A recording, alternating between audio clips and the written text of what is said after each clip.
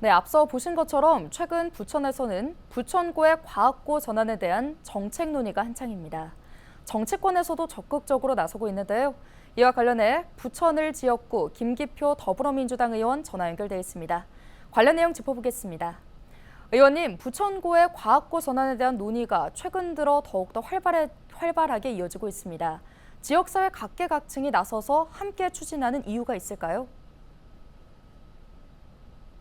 요즘 시대가 지식 기반 정보화 시대라고 할 수 있겠죠. 그래서 과학기술 인재가 곧 국가의 경쟁력이고 미래 사회를 이끌어갈 이공계 인재를 키우는 것이 이제 필수적인 과제라고 할 수 있겠는데요. 그래서 과학고의 필요성은 일단 존재한다고 보고 부천이 경기도 중에 서부의 어떤 중심지이고 경기도가 전체 인구의 한 대한민국의 30% 정도를 차지하는데 과학고가 한 개 정도에 불과합니다. 그래서 형평이 좀 맞지 않아서 과학고를 좀 늘려야 하는데 그중에 부천에 존재하는 것이 맞겠다. 이게 제 생각입니다.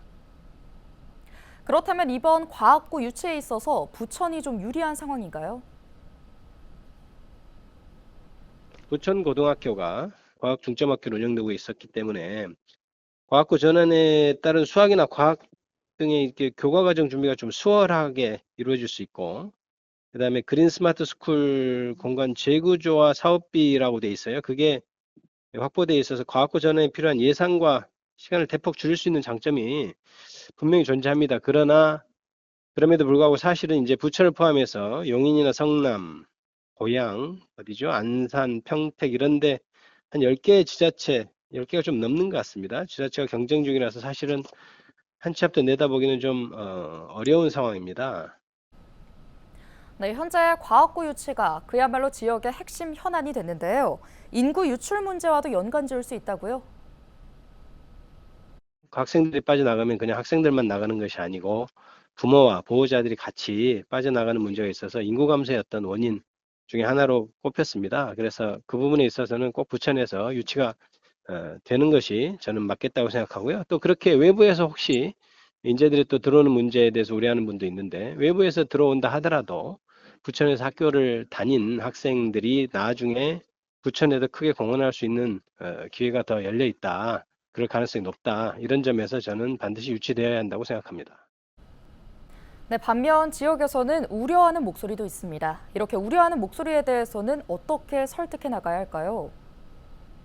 우려하는 목소리는 제가 충분히 이해를 하고요. 사교육의 심화라든가 이런 부분에서 우려를 하는 것으로 알고 있는데 대한민국이 전반적으로 사교육비가 절감되고 너무나 이렇게 비인간적인 학생들의 어떤 경쟁 체제를 종식시켜 나가는 것은 맞지만 지금 현재의 다른 시도에서 다 과학고를 유치하고 운영하고 있는 상황에서는 부천에서도 설치돼야 한다고 믿고요. 미술이면 미술 이런 것들에 대해서도 특성화할 수 있는 것을 잘 살려준다면 꼭 과학고에 대한 어떤 설립의 비판은 또 다른 면에서 해소될 수 있다. 저는 그렇게 생각하고 있습니다. 네, 앞으로의 과정도 궁금한데요. 어떤 과정들이 남아 있을까요? 몇 개의 TO가 되느냐 이게 이제 가장 중요한 전제고 구체적으로 보면은 도교육청에서 이제 지자체하고 교육지원청이 공모 신청을 받고요. 그래서 그 부분에 있어서 각 절차에 주의 깊게 참여하면서 부천에서 과학고가 설립될 수 있도록 그렇게 노력하겠습니다. 네, 여기까지 듣겠습니다. 김기표 더불어민주당 의원이었습니다.